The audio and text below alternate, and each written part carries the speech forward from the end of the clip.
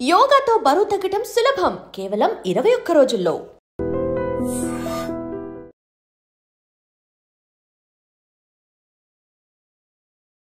Welcome to I dream. నేను మీ భవ్య. ఇప్పుడు చాలామందికి యూరిన్ వెళ్తున్నప్పుడు నొరగ వస్తుంది, లేదా కాళ్ళు వాపులు బాగా ఉంటాయి. ఇవన్నీ కిడ్నీ రిలేటెడ్ ఇష్యూస్కి ఏమన్నా కారణమా? ఈ డీటెయిల్స్ తెలుసుకోవడానికి మెడికవర్ నుంచి senior consultant nephrologist doctor Arun Kumar Dindi మనతో ఉన్నారు. ఆయన అడిగి ఫుల్ డీటెయిల్స్ తెలుసుకుందాం. నమస్తే సార్. నమస్తే అండి. సార్, కిడ్నీ ఇష్యూస్ వల్ల అనేక రకాలు వస్తాయా, లేకపోతే వేరే హెల్త్ ఇష్యూస్ వల్ల కిడ్నీ డ్యామేజ్ అవుతుందా అనేది ఒక క్వశ్చన్ సార్. లైక్ ఇప్పుడు ఇందాక మనం అనుకున్నట్టుగానే యూరిన్ వెళ్ళేటప్పుడు నొరగ రావడం, కాళ్ళు వాపులు, ఇవన్నీ కిడ్నీని డ్యామేజ్ చేస్తున్నట్ట ఏమంటారు సార్ వీటిని? సో సిమ్టమ్స్ వైజ్ చూసుకుంటే అండి, యూరిన్లో నొరగ కానివ్వండి, కాళ్ళు వాపు, ఒక్కొక్కసారి మొహం వాపు, ఈ సిమ్టమ్స్ అన్ని ఏంటంటే కిడ్నీకి రిలేటెడ్ ఇష్యూస్ ఉంటే ఈ సిమ్టమ్స్ వచ్చే అవకాశం చాలా ఎక్కువ. అంటే ఎక్కువ ఎట్లాంటి ఇష్యూ వస్తే ఈ సిమ్టమ్స్ వస్తుంటాయి సార్? రైట్. సో ఇప్పుడు మనకేంటంటే ఫస్ట్గా మనము యూరిన్లో ఫ్రాతింగ్ కానీ నొరగ కానీ అనుకోండి. సో దీనికి ముఖ్యమైన కారణాలు ఏంటి అంటే, ఒకటి వాటర్ తక్కువ తీసుకోవడం వల్ల యూరిన్ ఎసిడిక్ అయ్యి ఫ్రాతింగ్ రావడం. సెకండ్ థింగ్ ఏంటంటే, ఒక్కొక్కసారి యూరిన్ లో చిన్న ఇన్ఫెక్షన్ ఉన్నా సరే మనకి ఇలా కొంచెం నొరగలాగా అనిపిస్తుంది. తర్వాత థర్డ్ది ముఖ్యంగా మనం ఎలర్ట్ అవ్వాల్సిన మెడికల్ దీని మీద చూసుకుంటే, యూరిన్ లో ప్రోటీన్స్ లీక్ అవుతుంటాయి. ఇదే మెయిన్ వరీ అనమాట. సో యూరిన్ లో ప్రోటీన్స్ లీక్ అయినప్పుడు కూడా యూరిన్ లో నొరగ వచ్చే ఛాన్స్ ఉంటుంది. ఓకే. సో నార్మల్ గా మనందరికీ తెలుసు, ప్రోటీన్స్ అంటే బలము, మనకి స్ట్రెంగ్త్, ప్రోటీన్ డైట్ ఎక్కువ తీసుకోండి అని చెప్తూ ఉంటాం. సో ఈ మనకి ఎప్పుడైతే కిడ్నీ నుంచి ప్రోటీన్స్ లీక్ అవుతున్నాయో, సో అంటే కిడ్నీ ఒక ఫిల్టర్ అనుకుంటే, ఈ ఫిల్టర్ లో ఉండే స్మాల్ పోర్స్ ఏవైతే ఉన్నాయో, ఈ ప్రోటీన్స్ అందులోంచి నార్మల్ గా అయితే పాస్ కాలేవు. అంటే ప్రోటీన్ మాలిక్యూల్ సైజ్ పెద్దది, ఈ ఫిల్టర్ లో ఉండే హోల్స్ చిన్నవి. ఓకే. బట్ ఎప్పుడైతే ప్రోటీన్ యూరిన్ లో కనిపిస్తుందో, అంటే ఈ ప్రోటీన్ పాస్ అవుతున్నట్టేగా ఫిల్టర్ నుంచి. అంటే మనం ఏం అర్థం చేసుకోవచ్చు అంటే, ఫిల్టర్ హోల్స్ పెద్దవైపోయినాయి. అంటే ఇది ఒక స్ట్రక్చరల్ డ్యామేజ్. అంటే స్ట్రక్చరల్ డ్యామేజ్ ఎప్పుడైనా మనం కరెక్ట్ చేయడం అనేది చాలా కష్టం. ఓకే. సో ఫంక్షనల్ గా ఏదైనా తగ్గినప్పుడు మనం ఏదైనా చేసుకోవచ్చు, కానీ ఒక స్ట్రక్చర్ పోయింది అనుకోండి చాలా కష్టం. సార్, మరి ఈ కండిషన్ ఎందుకు వస్తుంది సార్? మోస్ట్లీ స్ట్రక్చరల్ డ్యామేజ్ అనేది ఏ కండిషన్స్, ఏ రీజన్స్ వల్ల అవుతుంది? సో దీనికి కూడా ఎట్లా ఉంటాయంటే, మీరు ఫస్ట్ అడిగినట్టు కిడ్నీ డ్యామేజ్ వల్ల మిగిలిన ఆర్గన్స్, లేకపోతే మిగిలిన ప్రాబ్లమ్స్ వల్ల కిడ్నీ డ్యామేజ్ అని అడిగారు చూసారా? అట్లానే దీనికి కూడా ఏంటంటే, ప్రైమరీగా కిడ్నీలో ప్రాబ్లం ఉండడం కానివ్వండి, లేదా సెకండరీగా కిడ్నీ ఎఫెక్ట్ కానివ్వండి. ఓకే. అంటే ఉదాహరణ ఫర్ ఎగ్జాంపుల్ డయాబెటీస్ వల్ల సిస్టమిక్ డిసీజ్ అంటారు. అంటే డయాబెటీస్ వల్ల ఏ ఆర్గన్ అయినా ఎఫెక్ట్ కావచ్చు, కాళ్ళ నుంచి కాళ్ళ వరకు. Okay. Suppose diabetes in combination with ఒక బ్యాడ్ హైపర్ టెన్షన్, ఇవి ఇలా ఉన్నాయనుకోండి. ఓకే. సో ఇప్పుడు ఏమైతే అంటే, ఈ ప్రెషర్ అంతా, high sugar, high blood pressure, ఇవన్నీ మన ఫిల్టర్ ని కంటిన్యూస్ ఒత్తిడికి గురి చేస్తుంది. ఓకే. ఈ ఎక్స్టర్నల్ స్ట్రెస్ ఇదేదో 1-2 days లో అయ్యేది కాదు, ఓవర్ మంత్స్, ఇంకా ఓవర్ ఇయర్స్ అని కూడా అనొచ్చు. అప్పుడు స్లోగా ఏమవుతుంది అంటే, ఈ ఫిల్టర్ అనేది డ్యామేజ్ అనేది స్టార్ట్ అవుతుంది. ఓకే. సో ఇది సెకండరీ కాజెస్. ప్రైమరీ కాజెస్ ఏంటంటే, కొన్ని కిడ్నీలోనే కొన్ని డిసీజెస్ ఉంటాయి. అంటే గ్లోమెరులర్ డిసీజ్ అంటాం. అంటే ఇవి డైరెక్ట్ గా ఈ పుట్టడమే కిడ్నీలో ఉంటాయి. ఈ బేస్మెంట్ మెంబ్రెయిన్ ని, ఈ ఫిల్టర్ ని డైరెక్ట్ గా మనకి డ్యామేజ్ చేయడం జరుగుతుంది. ఇది యూజువల్గా ఏంటంటే ఇమ్యూన్ మీడియేటెడ్ ఉంటాయి. ఓకే. అంటే కొంత రకమైన యాంటీబాడీస్ అన్నవి మనకి బయట ఇన్ఫెక్షన్ ఫైట్ చేయడానికి ఉపయోగపడాల్సిన యాంటీబాడీస్ ఈ కిడ్నీలోకి వెళ్ళి ట్రాప్ అయిపోయి, ఫిల్టర్ దగ్గర ట్రాప్ అయిపోయి స్లోగా ఫిల్టర్ డ్యామేజ్ చేయడం జరుగుతుంది అనమాట. ఓకే. ఇలాగ అబ్నార్మల్ గా యాంటీబాడీస్ ప్రొడక్షన్ అయినప్పుడు, ప్రైమరీ గ్లోమెరులర్ డిసీజ్ ఉన్నప్పుడు కానివ్వండి, మనకి కిడ్నీ డ్యామేజ్ అవుతుంది. ఓకే. సో ఇందులో ఏది అనేది మనం తెలుసుకోవడం చాలా ఇంపార్టెంట్. దాన్ని బట్టి మనకి treatment totally different. For example diabetes అనుకోండి, ఫస్ట్ షుగర్ కంట్రోల్ చేసుకో. నేను షుగర్ కంట్రోల్ చేసుకోకుండా నేను కిడ్నీ కోసం బ్రహ్మాండమైన మెడిసిన్ ఏది వాడతానన్నా సరే లాభం యూజ్ ఉండదు. ఎందుకంటే ఎంత వాడినా సరే దీని ఇది అనేది బ్యాలెన్స్ చేయడానికి ఉండదు. దీని డిమాండ్ అనేది, అదే సప్లై అనేది ఎక్కువగానే ఉంటుంది, డ్యామేజ్ చేసే సప్లై. సో సార్, ఇప్పుడు మరి ఒకవేళ ఇది ఇలానే పెరిగితే, ఆ ఫిల్టర్ అనేది డ్యామేజ్ అయితే కిడ్నీలో, ఆ ప్రోటీన్ రిలీజ్ అయిపోయి ఎక్కువ ఎక్సెస్ అయిపోతే నెక్స్ట్ వచ్చే కాన్సిక్వెన్సెస్ ఎలా ఉంటాయి అంటారు?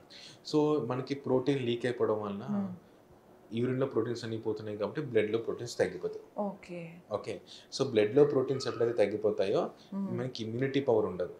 అంటే బయట నుంచి ఏమైనా ఇన్ఫెక్షన్ వస్తే మనం ఫైట్ చేయలేం, రెసిస్టెన్స్ ఉండదు. సెకండ్ థింగ్, బ్లడ్లో ప్రోటీన్ లెవెల్స్ తగ్గిపోతే మనకి ఏమవుతుంది అంటే కాళ్ళలో వాపు వస్తుంది. ఓకే, సో మన బ్లడ్ మనం తీసుకుంటే 90% బ్లడ్లో వాటర్ ఉంటుంది, మిగిలిన ఆర్బీసీ, డబ్ల్యూబీసీ, ప్లేట్లెట్స్ ఇలాంటివి పక్కన పెడితే ఈ ఇంటిగ్రిటీ మెయింటైన్ అవడానికి ప్రోటీన్స్ ఆర్ గుడ్ మాలిక్యూల్స్ అన్నమాట. ఓకే, ఆ వాటర్ అన్నింటినీ ఉంచుతుంది లోపల, ఆ ఇంటిగ్రిటీ మెయింటైన్. ఎప్పుడైతే బ్లడ్ లో ప్రోటీన్స్ తగ్గిపోయినాయో ఇంటిగ్రిటీ దెబ్బతిని ఈ ఆంకాటిక్ ప్రెజర్ దెబ్బతినడం వల్ల ఈ వాటర్ అన్నది ఏంటంటే డిఫరెంట్ పార్ట్స్ లోకి స్ప్రెడ్ అయిపోతుంది. థర్డ్ స్పేస్ లాసింగ్ అంటాం, అంటే కాళ్ళల్లో వాటర్ కనిపించవచ్చు, స్కాన్ చేస్తే అబ్డామన్ లో కూడా వాటర్ ఉందంటారు, ఎక్స్రే చేస్తే లంగ్స్ లో వాటర్ ఉందంటారు, ఒక్కొక్కసారి హార్ట్ చుట్టూ కూడా వాటర్ చేరిందంటారు. ఓకే, సో ఇవన్నీ డిటర్మెంటల్. ఓకే, ఇవన్నీ అంటే ఒక కైండ్ ఆఫ్ ఇండైరెక్ట్ గా కిడ్నీ డ్యామేజ్ వల్ల ఇవన్నీ మనకి మల్టీ ఆర్గన్స్ లోకి వాటర్ వెళ్ళడానికి రీజన్ అవుతుంది. సో వీళ్ళు ఈజీగా ఇన్ఫెక్షన్ కి అది వెళ్ళిపోతారు, ఇమ్యూనిటీ తగ్గిపోతుంది, లైఫ్ స్పాన్ కూడా తగ్గిపోతుంది. సార్ దీనికి ఏమైనా ట్రీట్మెంట్ ఉంటుందా? ట్రీట్మెంట్ ఎలా చేస్తారు? సో ఫస్ట్గా ఏంటంటే ముందు మనము అండర్లైన్ కాజ్ తెలుసుకోవడం, షుగర్, బీపీనా, గ్లోమరల్ డిసీజెస్, ఈ అండర్లైన్ ప్రాబ్లమ్స్ అయినా ఇన్ఫెక్షన్ వల్ల అవుతుంది. ఈ అండర్లైన్ ప్రాబ్లమ్స్ అన్ని మనం తెలుసుకుంటాం అన్నమాట. ఇది తెలుసుకోవడం కోసం కొన్ని సెట్ ఆఫ్ టెస్ట్లు మనం రన్ చేయాల్సి ఉంటుంది. బ్లడ్ టెస్ట్లు, యూరిన్ టెస్ట్లు, కొన్ని స్కాన్స్, అవసరమైతే కిడ్నీ నుంచి చిన్న పీసెస్ టెస్ట్కి పంపిస్తాం. దీన్ని కిడ్నీ బయాప్సీ అంటాం. ఓకే, సో ఈ కిడ్నీ బయాప్సీ అనేది ఏంటంటే మైనర్ సర్జికల్ ప్రొసీజర్లోకి వస్తుంది. అంటే కట్ చేయడం అది ఉండదు, ఒక నీడిల్ ద్వారా కిడ్నీ నుంచి టిష్యూ తీసుకుని టెస్ట్కి పంపించడం జరుగుతుంది. ఇదేంటంటే అందరికీ చెయ్యము. ఈ డయాగ్నోసిస్ మనం అరైవ్ కావట్లేదు అన్నప్పుడు next step. Suppose first step లో నాకు డయాగ్నోసిస్ వచ్చేసింది అనుకోండి, ఇదని తెలిసింది అనుకోండి, మనం అన్నీ వెళ్ళనవసరం. ఇలా ఈ టెస్ట్లు మనం డయాగ్నోసిస్ కోసం వెళ్ళి ఫైనల్ స్టేజ్ లో ఇక్కడ వరకు కూడా వెళ్ళడం జరుగుతుంది అన్నమాట, depending upon the patient. Okay, so అది కాజ్ తెలిసిన తర్వాత మనం డెఫినెట్ గా మనం దానికి తగ్గట్టు మెడికేషన్ పెట్టుకుంటాం. ఓకే, అయితే బీపీ అయితే ఓన్లీ జస్ట్ బీపీ వల్ల అనుకోండి, జస్ట్ బీపీ మెడిసిన్ వాడితే చాలు. షుగర్ అనుకోండి, షుగర్ తగ్గిస్తే సరిపోతుంది. ఇది గ్లోమరల్ డిసీజ్ ఏమైనా అనుకోండి, దానికి సంబంధించి కొన్ని immuno modulators, immuno suppression medications ఉంటాయి, దాన్ని వాడుకుంటే మనం దీన్ని కిడ్నీని రివర్స్ చేయొచ్చు. ఓకే, అంటే ఫైనల్ గా ఒకటి ఫస్ట్ డ్యామేజ్ అవ్వకుండా చూసుకోవడం అనేది ఫస్ట్ ప్రియారిటీ. బట్ ఒకవేళ ఈ సిచ్యువేషన్ వస్తే దీన్ని క్యూరబుల్ డిసీజ్ అని అనుకోవచ్చు సార్? అనుకోవచ్చు. అసలు ఇర్రివర్సిబుల్ అనే సిచ్యువేషన్ అయితే లేదు ఇప్పటి వరకు, ఆ స్టోరీ ఏమీ లేదు. అంటే ఇర్రివర్సిబుల్ అనేది మళ్ళీ ఇది కూడా అండి, ఇదే ప్రాబ్లమ్ తో ఆయన ఒక 6 months, 1 year, 2 years అలా నెగ్లెక్ట్ చేసుకుంటూ వచ్చేసి లాస్ట్ స్టేజ్ లో, ఎందుకంటే మనం ఫస్ట్ అనుకున్నాం స్ట్రక్చరల్ డ్యామేజ్ అనుకున్నాం. ఓకే, ఆ స్ట్రక్చరల్ డ్యామేజ్ హోల్స్ అన్నవి చాలా విపరీతంగా పెద్దవైపోయి, ఓకే, మొత్తం ఫిల్టర్ యొక్క ఇంటిగ్రిటీయే దెబ్బతినేసింది అనుకోండి.